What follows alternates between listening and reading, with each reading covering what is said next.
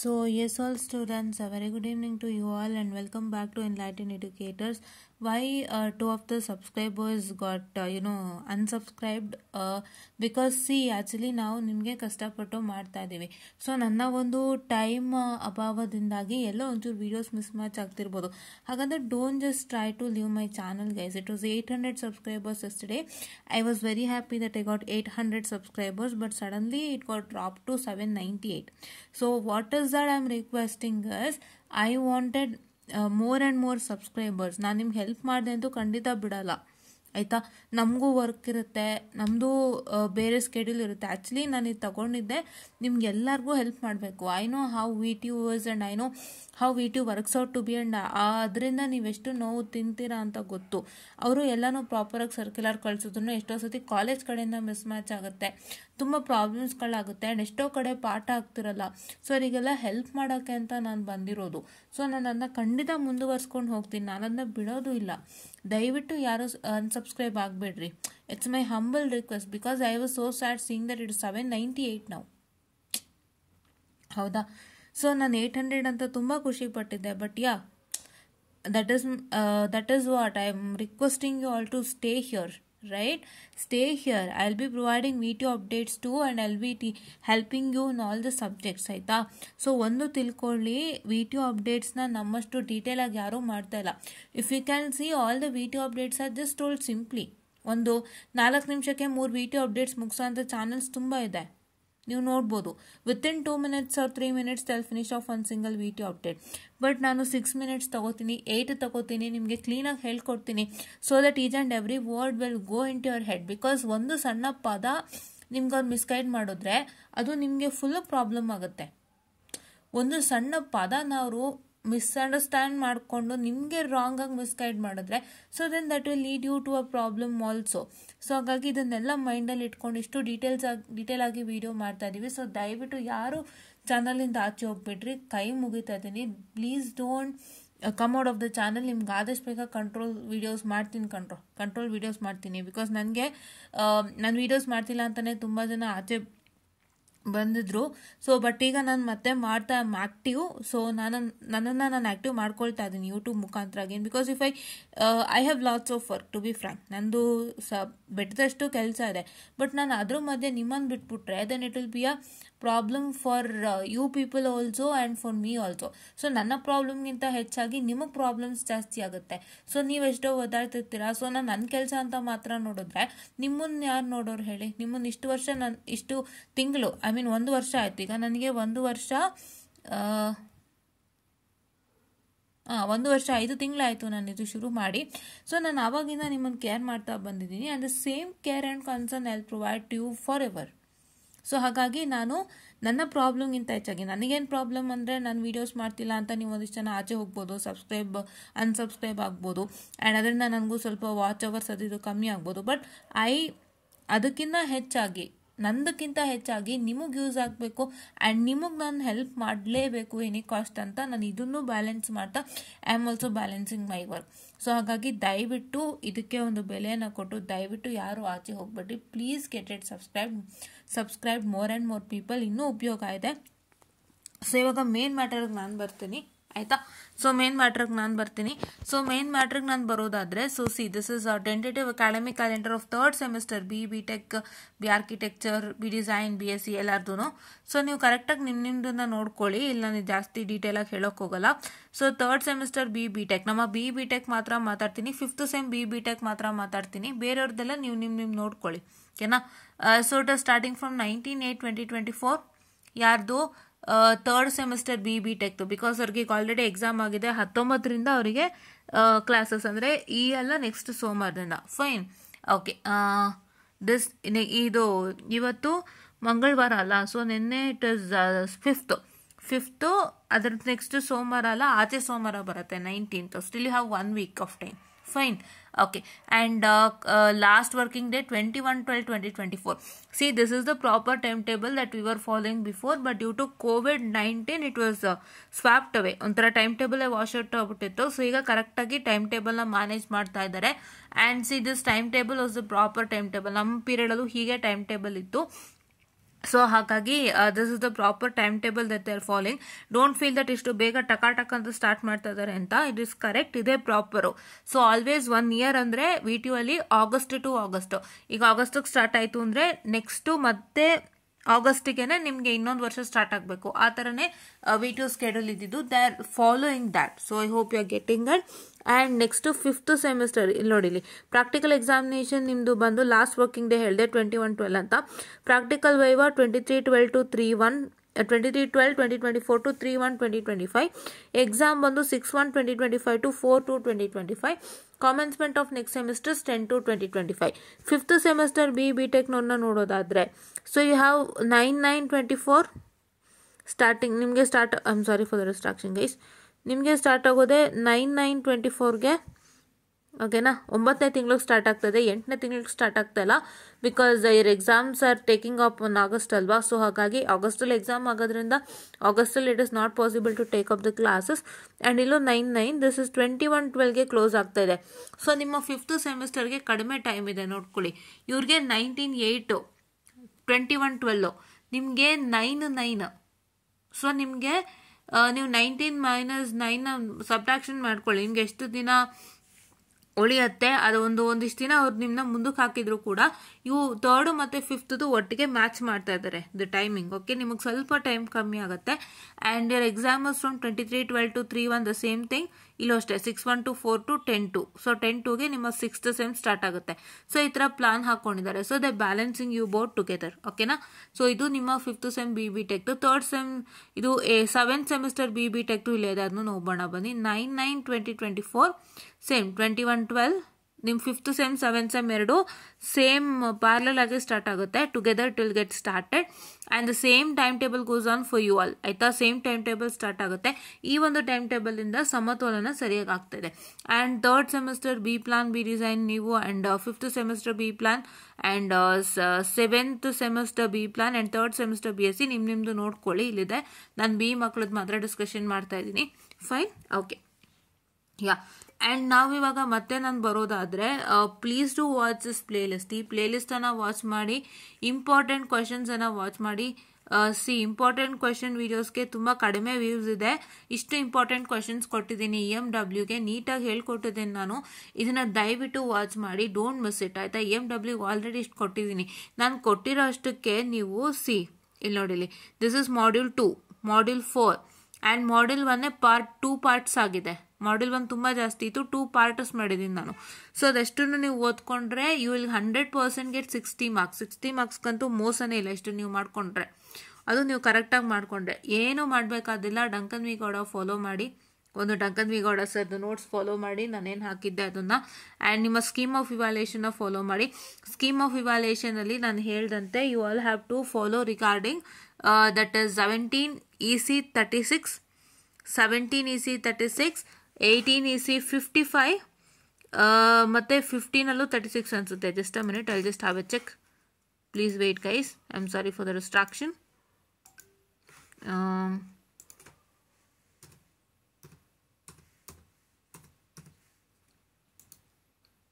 Okay, I'm sorry for the distraction. Please wait guys, so sorry. Yeah, it is 15 EC 36, right? Wait a minute. 18 EC, yes guys. Okay. So ನೀವೇನು ಮಾಡಬೇಕು ಅಂದರೆ, I just tell you what and all you have to do. Just a minute, ನಿಮಗೆ ಅವಾಗವಾಗ guide ಮಾಡ್ತಾ ಇದ್ರೆ ಗೊತ್ತಾಗುತ್ತೆ. So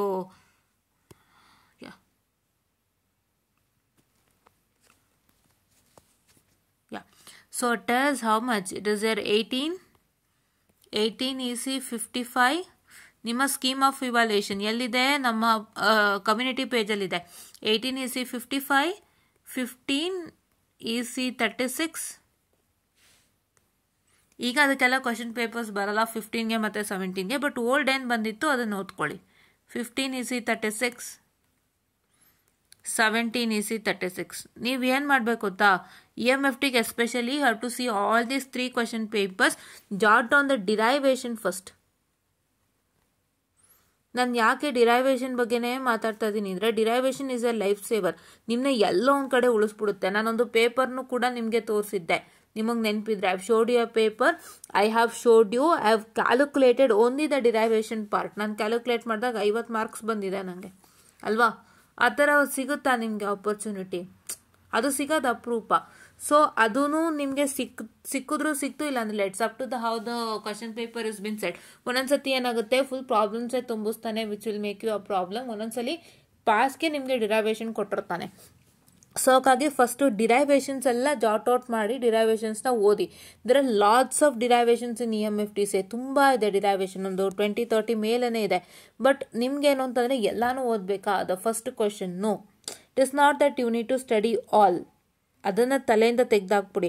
ಒಂದು 20-30 ಮೇಲೆ ಡಿರೈವೇಷನ್ ಇದೆ, ಸೊ ನಾನು ಅಷ್ಟನ್ನು ಓದಬೇಕಂತ ತುಂಬ ಜನ ತಲೆ ಕೆಡ್ಸ್ಕೊತೀರಾ. ಬೇಡ, ಇಷ್ಟು ಕ್ವಶನ್ ಪೇಪರ್ಲಿ ಏನು ಡಿರೈವೇಷನ್ಸ್ ಇದೆ ಅಷ್ಟನ್ನು ಮಾಡ್ರೋ.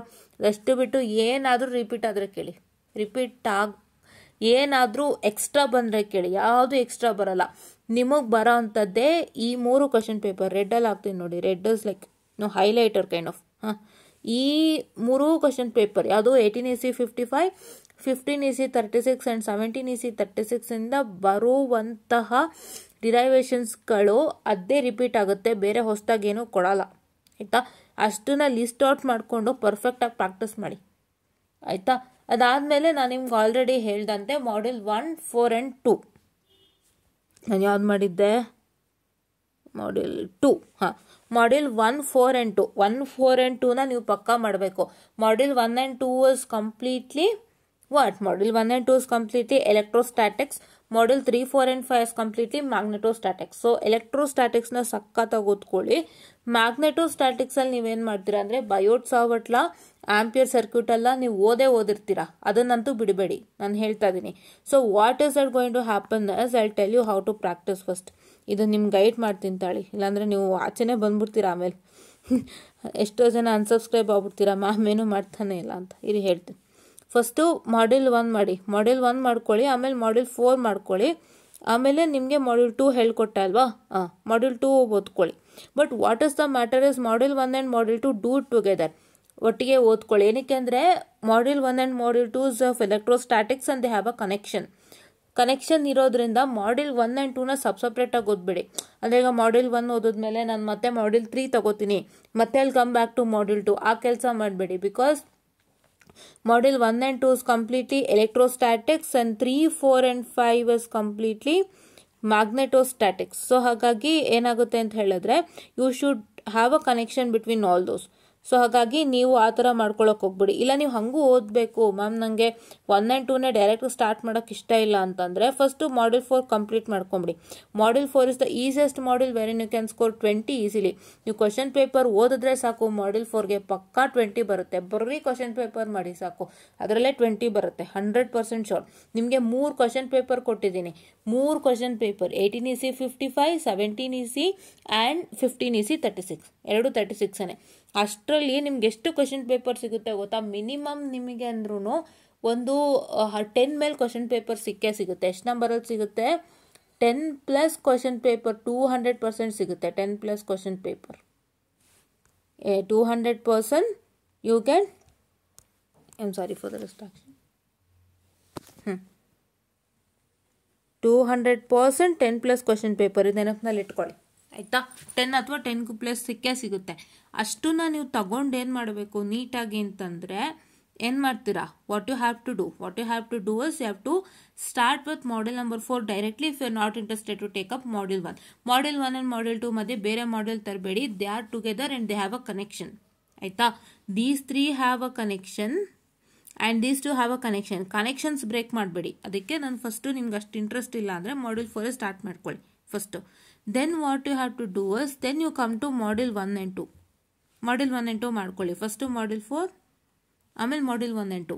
ಅದು ಆದಮೇಲೆ ನೀವೇನು ಮಾಡಬೇಕು ಅಂತಂದರೆ you have to come to module number 3 and practice Biot Savart and Ampere law derivation practice ಮಾಡಿ. ಅದರಲ್ಲಿ ನಿಮಗೆ ಮೋಸ್ಟ್ಲಿ ಯೂನಿಕ್ನೆಸ್ ಥಿಯರಮ್ ಬರುತ್ತೆ ಅಂತ ಕಾಣುತ್ತೆ. ತಡ್ರಿ, ಸಿಲೆಬಸ್ ನಾನು ಒಂದ್ಸಲ ನೋಡ್ಬಿಡ್ತೀನಿ. ತಡ್ರಿ, ನಿಮ್ಮ ಒಂದು BSc 401 ಅಲ್ವಾ?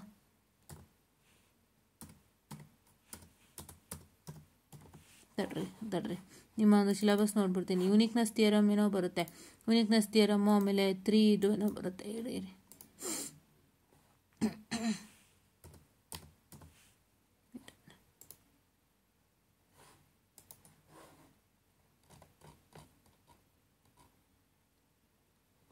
I'm sorry for the distraction. No, just a minute guys, I'm very sorry, please wait.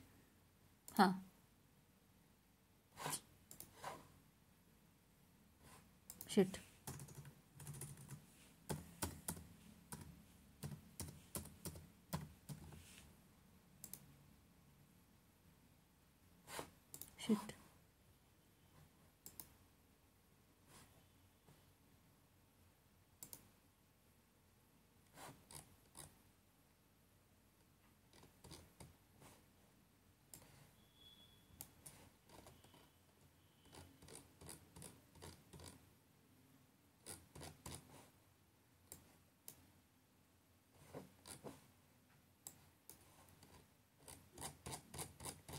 Wait a minute guys, I'm very sorry for the distraction, please wait for 2 minutes.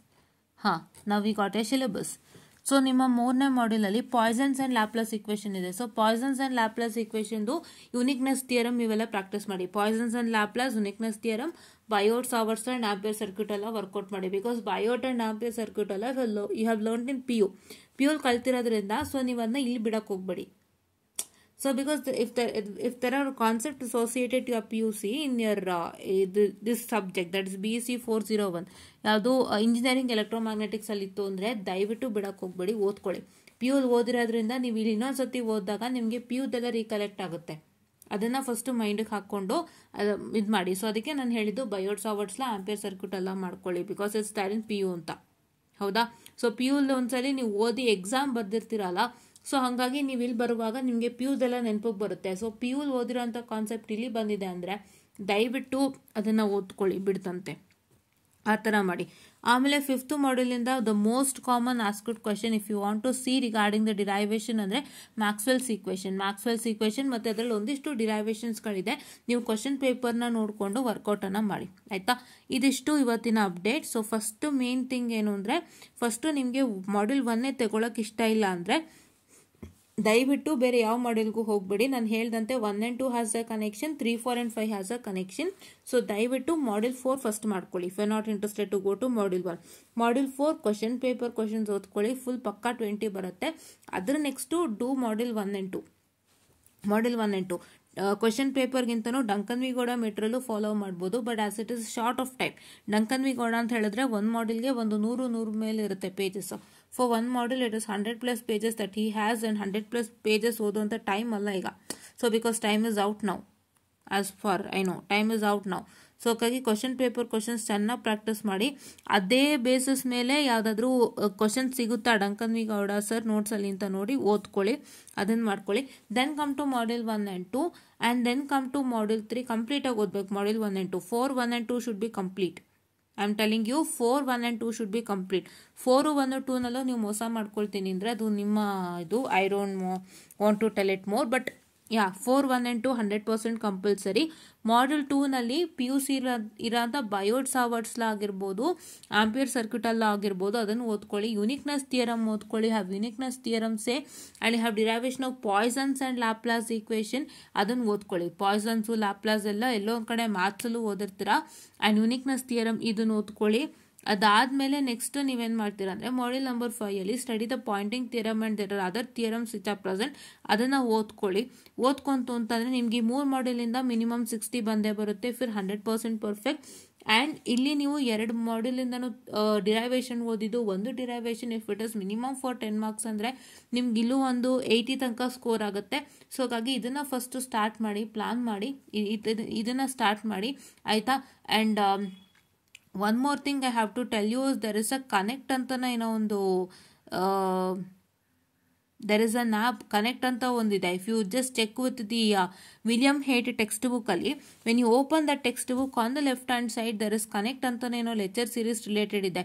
So if you are very interested go to your library, check it out. So ಅದು photo ಎಲ್ಲಿ ತೊಗೊಂಡೆ ಅಂತ ನಂಗೆ ಗೊತ್ತಾಗ್ತಾ ಇಲ್ಲ, ತಡೀರಿ ಒಂದು ನಿಮಿಷ. ನಾನು ಇಲ್ಲೆಲ್ಲರೂ ತೊಗೊಂಡ photo, wait a minute, I guess here it is. ನೀವು ಫಸ್ಟು ಓಪನ್ ಮಾಡಿದಾಗ ನಿಮ್ಮ ವಿಲಿಯಂ ಹೇಟ್ ಟೆಕ್ಸ್ಟ್ ಬುಕ್ನ ನೋಡಿ, ಏನಂದರೆ ವೈ ಕನೆಕ್ಟ್ ಅಂತ. It is connect effective, efficient, easy to use ಅಂತ. ಸೊ ಅಲ್ಲಿ ನೀವು ಲೆಕ್ಚರ್ ರಿಸೋರ್ಸಸ್ನ ಫೈಂಡ್ ಔಟ್ ಮಾಡ್ಕೋಬೋದು. ಸ್ಟೆಪ್ಸನ್ನು ಕೊಟ್ಟಿದ್ದಾರೆ, ಅದನ್ನು ನೀವು ಚೆಕ್ ಮಾಡಿಕೊಂಡು ನಿಮ್ಮ IMFT ರಿಗಾರ್ಡಿಂಗ್ ಏನು ಬೇಕೋ ತೊಗೋಬೋದು. It is present on William hate text book open ಮಾಡಿದ ತಕ್ಷಣನೇ ಕಾಣುತ್ತೆ ಲೆಫ್ಟ್ ಹ್ಯಾಂಡ್ ಸೈಡಲ್ಲಿ. ಅದನ್ನೊಂದ್ಸಲ ಚೆಕ್ಔಟ್ ಮಾಡಿ ಅಂತ ಹೇಳ್ತಾ I just want this session guys and thank you.